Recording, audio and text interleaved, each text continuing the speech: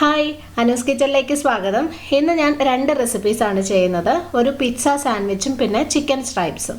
ഇത് എൻ്റെ മോന് ഞാനൊരു ദിവസം അവന് ലഞ്ചിന് എന്തെങ്കിലും സ്പെഷ്യലായിട്ട് വേണമെന്ന് പറഞ്ഞപ്പോൾ ഉണ്ടാക്കി കൊടുത്തതാണ്. അപ്പോൾ ഒരു ട്രിപ്പ് പോകുമായിരുന്നു. അപ്പോൾ എന്തെങ്കിലും കഴിക്കാൻ എളുപ്പമുള്ള സാധനം വേണമെന്ന് പറഞ്ഞു.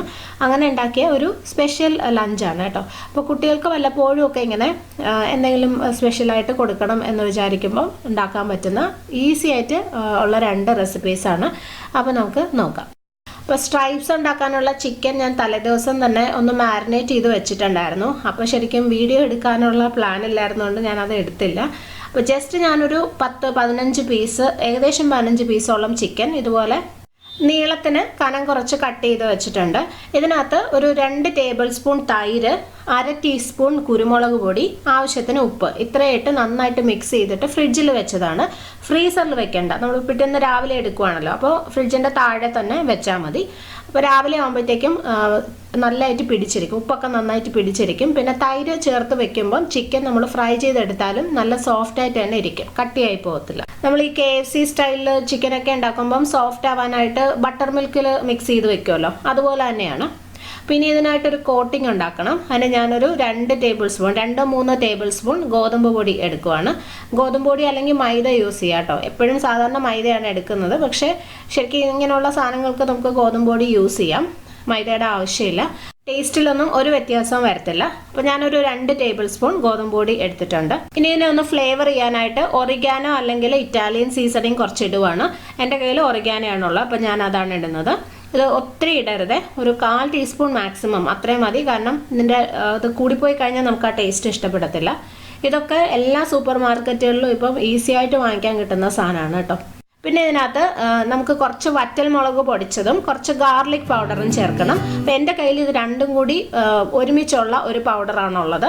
അപ്പം ഞാൻ നേരത്തെ പറഞ്ഞ പോലെ നമ്മുടെ സൂപ്പർ മാർക്കറ്റുകളിലെല്ലാം ഇപ്പോൾ ഇത് വാങ്ങിക്കാൻ കിട്ടും. അപ്പം നിങ്ങൾ ഒന്നുകിൽ ഇതുപോലെ ഒരുമിച്ചുള്ള പൗഡർ വാങ്ങിക്കുക, അല്ലെങ്കിൽ ഗാർലിക് പൗഡറും വറ്റൽ മുളക് പൊടിച്ചതും സെപ്പറേറ്റ് ആയിട്ട് വാങ്ങിക്കാൻ കിട്ടും, അതായാലും മതി. അപ്പോൾ ഞാൻ ഇതിനകത്തുനിന്ന് ഒരു 2-3 നുള്ളു ചേർത്താൽ മതി, ഒത്തിരി വേണ്ട. അതും കൂടി ഇട്ട് കൊടുത്തു. അതുപോലെ ഈ വറ്റൽ മുളക് വേണമെങ്കിൽ നിങ്ങൾക്ക് ഒഴിവാക്കാം, പക്ഷേ ഗാർലിക് പൗഡറും ഒറിഗാനോ അല്ലെങ്കിൽ ഇറ്റാലിയൻ സീസണിങ് ഇതെന്തായാലും ചേർക്കണം, എന്നാലേ അതിൻ്റെ കറക്റ്റ് ടേസ്റ്റ് കിട്ടത്തുള്ളൂ. അടുത്തതായിട്ട് ഒരു ബൗളിൽ ഒരു മുട്ട പൊട്ടിച്ചൊഴിക്കാം. ജസ്റ്റ് ഒന്ന് അടിച്ചു വെക്കാം. അപ്പോൾ അതേ സാധനങ്ങളെല്ലാം റെഡിയാണ്. ഇനി നമുക്കത് കോട്ട് ചെയ്തെടുക്കാം. അപ്പോൾ ആദ്യം ഒരു പീസ് ചിക്കൻ എടുത്തിട്ട് മാവിലാണ് കോട്ട് ചെയ്യേണ്ടത്. മാവ് കോട്ട് ചെയ്യുക. നമ്മൾ സാധാരണ ചെയ്യുന്നതൊന്നും കുറച്ച് വ്യത്യാസമുണ്ട്. അപ്പോൾ ആദ്യം മാവ് നന്നായിട്ടൊന്ന് കോട്ട് ചെയ്യുക. അതിനുശേഷം മുട്ടയിലൊന്ന് ഡിപ്പ് ചെയ്യണം. അത് കഴിഞ്ഞ് വീണ്ടും മാവിലൊന്നും കൂടി കോട്ട് ചെയ്തെടുക്കാം. ഞാൻ പറഞ്ഞില്ലേ, സാധാരണ നമ്മൾ ആദ്യം മുട്ടയിൽ മുക്കിയിട്ട് പിന്നെ ഒരു തവണ മാവിൽ ഡിപ്പ് ചെയ്ത് ഒന്ന് കോട്ട് ചെയ്തെടുക്കുകയാണ് ചെയ്യുന്നത്. പക്ഷേ ഇത് വ്യത്യാസമുണ്ട്. ഈ രീതി തന്നെ ചെയ്യണം കേട്ടോ. ഞാൻ നേരത്തെ പറഞ്ഞ പോലെ ഈ KFC ചിക്കനൊക്കെ ഉണ്ടാക്കുമ്പോൾ ഈ രീതിയിലാണ് ചെയ്യേണ്ടത്.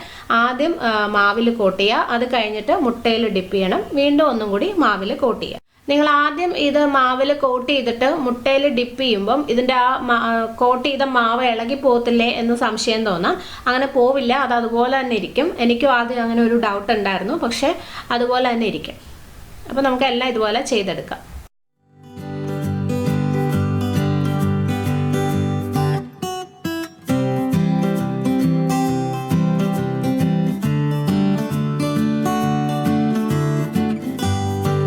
ഇപ്പോൾ ചിക്കൻ ഇപ്പോൾ ആവശ്യത്തിനുള്ളത് ഞാൻ കോട്ട് ചെയ്ത് വെച്ചിട്ടുണ്ട്.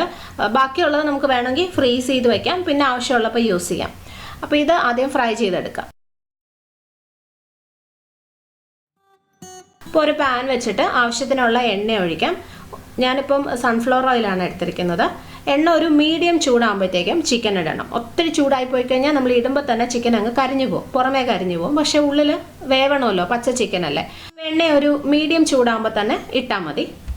ഈ ടൈപ്പ് ഈ ചിക്കൻ സ്ട്രൈപ്സ് നമുക്ക് പുറത്തുനിന്ന് വാങ്ങിക്കാൻ കിട്ടും. KFC, ചിക്കൻ, ഡോമിനോസ്, അവിടെയൊക്കെ വാങ്ങിക്കാൻ കിട്ടും. കുട്ടികൾക്ക് ഒത്തിരി ഇഷ്ടമാണ്.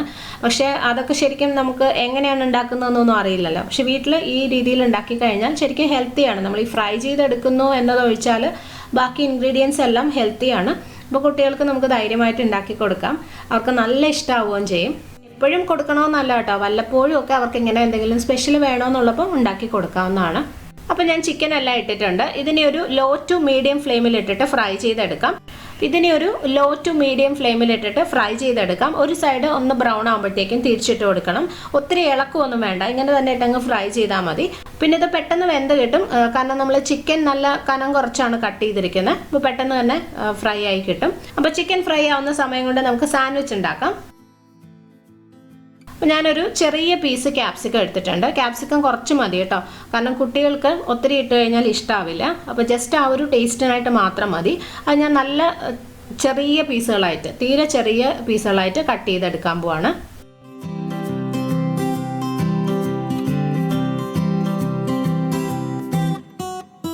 ക്യാപ്സിക്കം അരിഞ്ഞെടുത്തു. ഇനി നമുക്ക് കുറച്ച് ചീസ് വേണം. അപ്പോൾ ആവശ്യത്തിന് ചീസ് ഇതുപോലെ ഒന്ന് ഗ്രേറ്റ് ചെയ്തെടുക്കാം.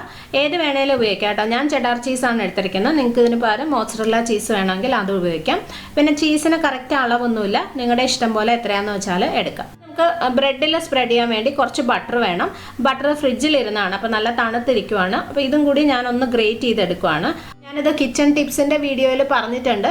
ബട്ടർ ഇതുപോലെ കട്ടിയായിട്ടിരിക്കുവാണെങ്കിൽ അത് പെട്ടെന്ന് സോഫ്റ്റ് ആയി കിട്ടാനായിട്ട് കുറച്ചൊന്ന് ഗ്രേറ്റ് ചെയ്തെടുത്താൽ മതി. പ്രത്യേകിച്ച് ഇങ്ങനെ ബ്രെഡിലൊക്കെ സ്പ്രെഡ് ചെയ്യാനാകുമ്പോൾ കുറച്ച് മതിയല്ലോ, അപ്പോൾ പെട്ടെന്ന് തന്നെ അങ്ങ് സോഫ്റ്റ് ആയി കിട്ടും. അപ്പോൾ ഞാനിത് കുറച്ചൊന്ന് ഗ്രേറ്റ് ചെയ്തെടുക്കുവാണ്.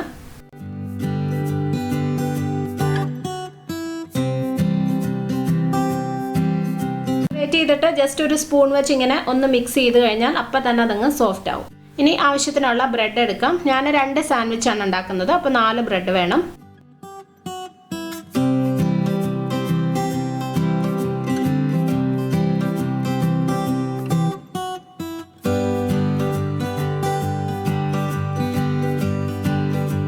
ഈ സമയത്ത് ചിക്കൻ ഒരു സൈഡ് ഫ്രൈ ആയി, അപ്പോൾ ഞാനതൊന്ന് തിരിച്ചിടുവാണ്.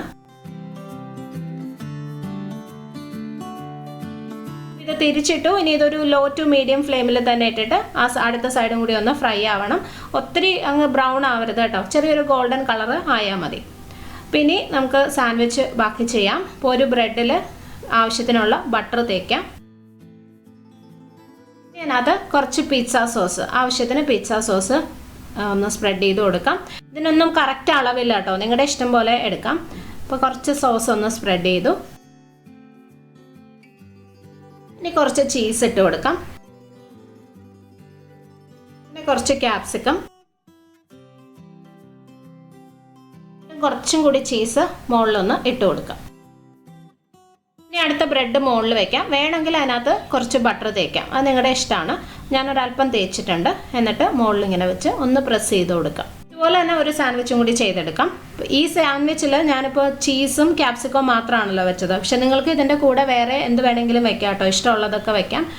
ചിക്കനൊക്കെ വെച്ച് കഴിഞ്ഞാൽ നല്ല ടേസ്റ്റാണ്. ഞാൻ സെപ്പറേറ്റ് ചിക്കൻ ഫ്രൈ ചെയ്തിട്ടുള്ളതുകൊണ്ട് ഇതിനകത്ത് പിന്നെ ചേർത്തില്ല എന്നേ ഉള്ളൂ. ചിക്കൻ ഒന്ന് കുറച്ച് കുരുമുളകും ഉപ്പും ഇട്ട് വേവിച്ച് ചെറിയ കഷ്ണങ്ങളായിട്ട് മുറിച്ചിട്ട് ഇതിൻ്റെ കൂടെ വെച്ച് കഴിഞ്ഞാൽ നല്ലതായിരിക്കും, കുട്ടികൾക്ക് ഇഷ്ടമാവുകയും ചെയ്യും. ഇത് ഇങ്ങനെ തന്നെ കഴിക്കാനായാലും നല്ല ടേസ്റ്റാണ്, കുട്ടികൾക്ക് നല്ല ഇഷ്ടമാവും. അപ്പോൾ സാൻഡ്വിച്ച് രണ്ടും റെഡി ആയിട്ടുണ്ട്. ഇനി ഇതൊന്ന് ടോസ്റ്റ് ചെയ്തെടുത്താൽ മതി.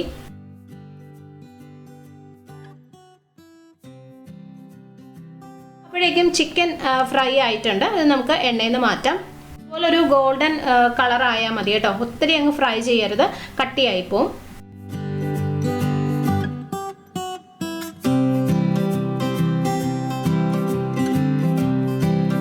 അപ്പോൾ ചിക്കൻ റെഡിയായി. ഇനി നമുക്ക് സാൻഡ്വിച്ചും കൂടി ഒന്ന് ടോസ്റ്റ് ചെയ്തെടുത്താൽ മതി.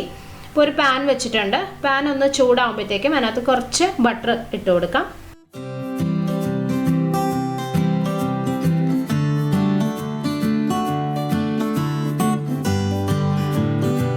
ഇനി സാൻഡ്വിച്ച് വെച്ച് ഒന്ന് ടോസ്റ്റ് ചെയ്തെടുക്കാം. 2 സൈഡും നന്നായിട്ടൊന്ന് മൊരിഞ്ഞ് കിട്ടണം, നല്ലൊരു ഗോൾഡൻ കളർ ആവണം. പിന്നെ ഉള്ളിലിരിക്കുന്ന ചീസ് മെൽറ്റ് ആവുകയും വേണം. ചീസ് മെൽറ്റ് ആയി കഴിയുമ്പം സാൻഡ്വിച്ച് നല്ല സെറ്റായിരിക്കും, ഇളകി പോകത്തൊന്നുമില്ല. അപ്പോൾ കുട്ടികൾക്ക് കഴിക്കാനൊക്കെ നല്ല എളുപ്പമാണ്. അപ്പോൾ ബ്രെഡ് രണ്ടും കൂടി ഇങ്ങനെ നന്നായിട്ട് ഒട്ടിയിരിക്കും. ഇങ്ങനെ ഒന്ന് പ്രസ് ചെയ്ത് കൊടുക്കുന്നതും നല്ലതാണ്.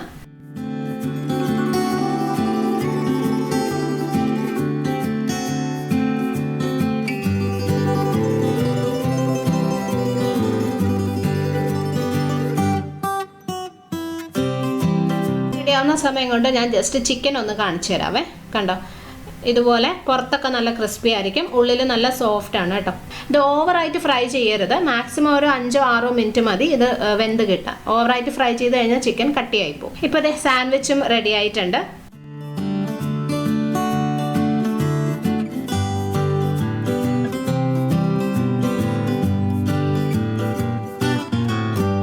അടിപൊളി പിസ്സ സാൻഡ്വിച്ചും ചിക്കൻ സ്ട്രൈപ്സും റെഡിയാണ്. ഞാനിതിപ്പോൾ രണ്ടും കൂടി ഉണ്ടാക്കിയതുകൊണ്ട് എനിക്കൊരു 20 മിനിറ്റ് ഒക്കെ എടുത്തു. പക്ഷെ നിങ്ങൾ സെപ്പറേറ്റ് ചെയ്യുവാണെങ്കിൽ പെട്ടെന്ന് ആയി കിട്ടും. ചിക്കൻ ജസ്റ്റ് തലേദിവസം മാരിനേറ്റ് ചെയ്ത് വെക്കണം എന്നുള്ളൊരു താമസം മാത്രമേ ഉള്ളൂ.